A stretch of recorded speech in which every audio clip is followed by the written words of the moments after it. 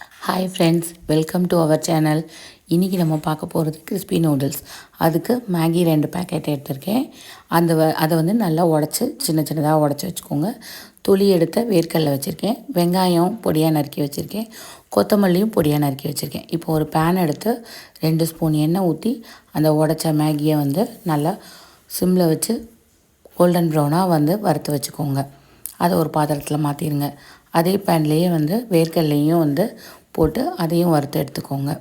அதையும் வந்து அதே பேன்லேயே மாற்றிடுங்க. மேகி மசாலா 2 பேக்கெட் இருக்குது, அதையும் அதோட சேர்த்துருங்க. சேர்த்துட்டு 1/4 ஸ்பூன் காரத்துக்கு வத்தல் பொடி போட்டுக்கோங்க.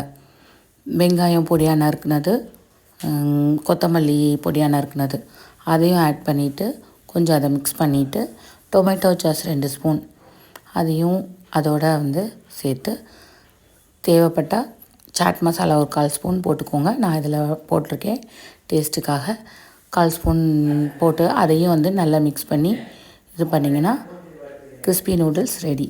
ஈவினிங் உங்கள் குழந்தைங்களுக்கு இதை செஞ்சு கொடுத்து ட்ரை பண்ணி பாருங்கள். தேங்க்யூ.